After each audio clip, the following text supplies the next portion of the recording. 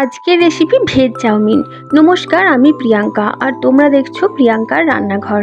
আর এই veg chowmein বানানোর জন্য আমি এখানে 2 প্যাকেট নুডলস ব্যবহার করেছি আর 3 রকমের সবজি ব্যবহার করেছি। আর এই চাউমিনটা বানানোর জন্য বাটির মধ্যে প্রথমেই আমি 2 প্যাকেট নুডলস দিয়ে দিলাম। এখানেই আমি দিয়ে দেব 1 টেবিল চামচ সাদা তেল আর দিয়ে দেব 1 টেবিল চামচ নুন। এখন আমি এইভাবেই এটাকে রেখে দেব আর 1 মিনিট পর একটা চামচের সাহায্যে তোমাদের দেখিয়ে দিচ্ছি। দেখো নুডলসগুলো কিন্তু এইভাবে ছেড়ে গেছে। এবারে এটাকে 2 মিনিট মতো আমি সিদ্ধ করে নেব। নুডলস ভালো করে সিদ্ধ হয়ে যাওয়ার পর আমি এটাকে একটা জাল বাটির মধ্যে নামিয়ে নিয়েছি। এবারে আমি এটার মধ্যে আরও 1 টেবিল চামচ তেল দিয়ে দেব আর তেল দেওয়ার পরে এই তেলটাকে নুডলসের সঙ্গে খুব ভালো করে মাখিয়ে নেব। আর এই সময় যদি আমি নুডলসের মধ্যে এইভাবে তেলটা মাখিয়ে রাখি তাহলে কিন্তু এটার মধ্যে স্টিকি ভাব বজায় থাকবে আর তার ফলে কিন্তু চাউমিনটা বানানোর সময় কোনো রকম অসুবিধা হবে না।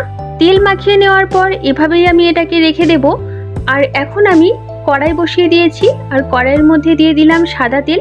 তেল গরম হয়ে যাওয়ার পরে আমি এখানে দিয়ে দিলাম পেঁয়াজ কুচি আর এখানে আমি 2টো বড় সাইজের পেঁয়াজ নিয়েছি। এবারে পেঁয়াজটাকে আমি একটু ভেজে নেব আর পেঁয়াজটা যখন হালকা ভেজে নেওয়া হয়ে যাবে তখন আমি এখানে দিয়ে দেব লম্বা সরু করে কেটে নেওয়া গাজরের টুকরো। আমি এখানে অর্ধেক গাজর নিয়েছি। গাজর আর পেঁয়াজটাকে আমি একটু ভেজে নেব। পেঁয়াজ আর গাজর যখন কিছুটা ভাজা হয়ে যাবে তখন আমি এখানে দিয়ে দেব নুন আর এখানে আমি 1 চামচ নুন দিলাম। নুন দেওয়ার পরে গাজর আর পেঁয়াজটাকে আমি আরও কিছুক্ষণ ভেজে নেব। নুনটা দেওয়ার ফলে কিন্তু গাজর আর পেঁয়াজ ভেজে নিতে অনেকটাই সুবিধা হয়। এবারে আমি এটার মধ্যে দিয়ে দিলাম লম্বা করে কেটে নেওয়া ক্যাপসিকামের টুকরো। আমি এখানে একটা মিডিয়াম সাইজের ক্যাপসিকাম ব্যবহার করেছি। এখন পেঁয়াজ, গাজর আর ক্যাপসিকামটাকে আমি কিছুক্ষণ ভেজে নেব।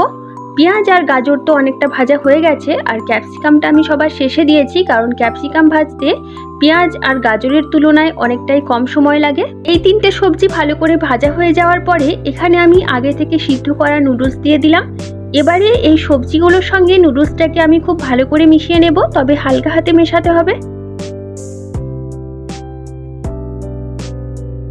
নুডলসের সঙ্গে সবজিগুলো ভালো করে মিশিয়ে নেওয়ার পরে এখন আমি এখানে দিয়ে দেব 2 টেবিল চামচ ভিনিগার, 2 টেবিল চামচ দিয়ে দেব সয়া সস আর দিয়ে দেব 1 টেবিল চামচ গোলমরিচের গুঁড়ো। আর গোলমরিচের গুঁড়ো দেওয়ার পরে এখানে দিয়ে দেব 1 টেবিল চামচ ভাজা মশলা, যার মধ্যে আছে রোস্টেড ধনে, জিরে আর শুকনো লঙ্কা। এখানে আরও কিছুটা নুন দিয়ে আমি সব কিছুকে একসঙ্গে একবার ভালো করে মিশিয়ে নিচ্ছি। সব কিছু দিয়ে ভালো করে মিশিয়ে নেওয়ার পরে আমি এখানে দিয়ে দিয়েছি 1 টেবিল চামচ টমেটো কেচাপ।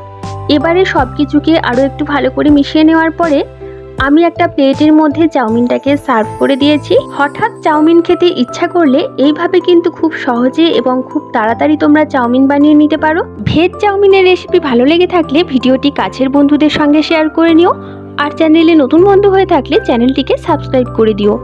আমার সমস্ত সাবস্ক্রাইবার্স এবং ভিউয়ার্স বন্ধুদের জানাই অসংখ্য ধন্যবাদ। তোমাদের প্রতি আমার তরফ থেকে রইল অনেক অনেক ভালোবাসা।